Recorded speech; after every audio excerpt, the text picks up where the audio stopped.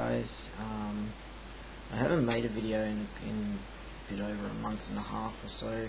I've had a whole lot of stuff going on, so I'll probably have to make a couple of videos to cover it all.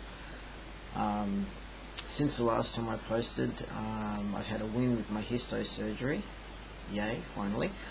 I think I told you about the appointment I had in March the last time I posted a video. I went to the hospital. Basically they said they weren't going to do anything until they got more information from the gender psych, so that they could decide whether or not they wanted to do it.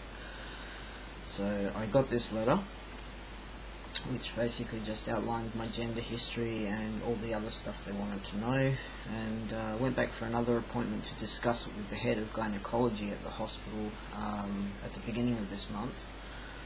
And I am happy to report that I have finally been given a concrete surgery date. Yay!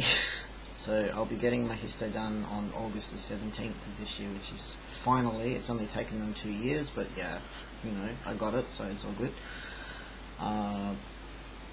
I also mentioned in my previous video that I'd been diagnosed with fibromyalgia right about the same time that my daughters were back here and causing chaos and drama, so I've been, a bit of back and forth with appointments to the pain clinic and doctors and so on over it, because I'm hypersensitive to a lot of medications and chemicals, so I don't do so well on standard fibromeds, which I'm finding out much to my disgust.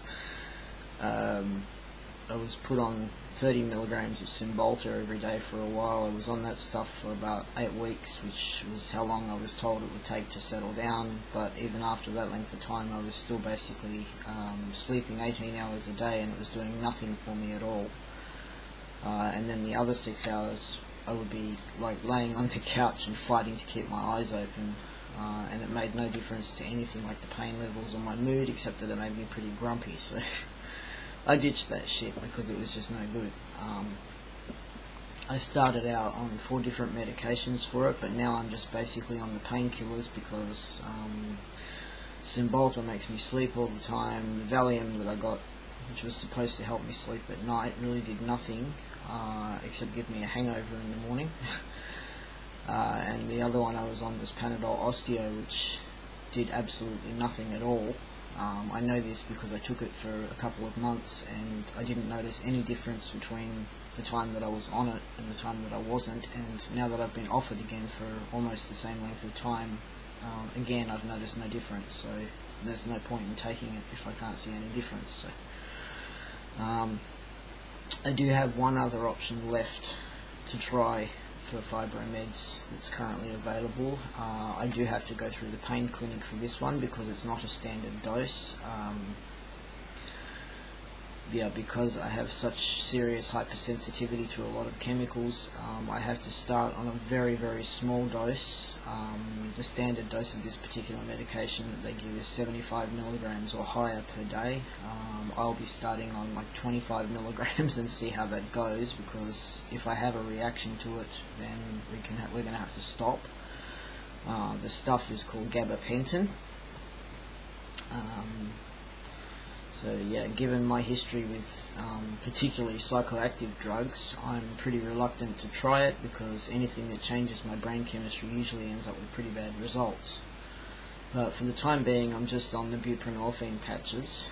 I had to go from 5 to 10 milligrams because I got a tolerance to the 5s, but so far I've been on the 10s for a bit over a month now, and it seems to be holding fairly steady, so fingers crossed.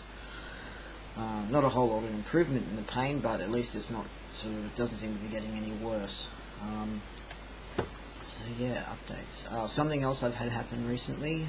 As I said in my last video, I had a fiance who is now no longer in my life at this point. I don't want to go into details about this right now. Suffice to say that there were other people involved who manipulated a lot of things that they shouldn't, and she's now gone back to her ex. And for once, my gender issues actually had nothing to do with it, so there's a plus. However, this situation is kind of the springboard for what I really want to talk about, which I'll do in another video to do it justice, which is kind of a whole mix of stuff like love, compassion, letting go, choosing how to respond to something instead of just reacting, and being in the moment and being aware and flowing with the situation. Yeah, I've done some serious reflecting, and I've learned a lot about myself that I actually like since all this stuff happened. It's only new, like in the last 3 or 4 weeks, that it's kind of been going on. And I'm actually pretty okay with everything at the moment. So it's all to do with the topics I want to cover in my next video, and the fact that I know the difference between reacting to a situation with a gut full of fear and pain, and just stepping back to take a breath, assess the situation, and then choose how I want to respond, rather than just coming from a place of raw emotion and very little conscious thought. I've been kind of evolving emotionally since I've been on T. I don't know if it's actually really that much to do with the hormones, or whether it's just kind of coincidental timing, but I'll go into that a bit more in my next video, which may also end up being in 2 parts so that I can cover everything I want to say, but we'll see. So that's pretty much everything, I guess, updated for now. I'll need to think about what I want to say about letting go and responding instead of reacting and stuff, and when I work it out, I'll be back with another video that possibly for the first time ever won't actually be related to gender issues or transition or anything of that sort. So yeah, I'll see you guys again soon with another video, I guess.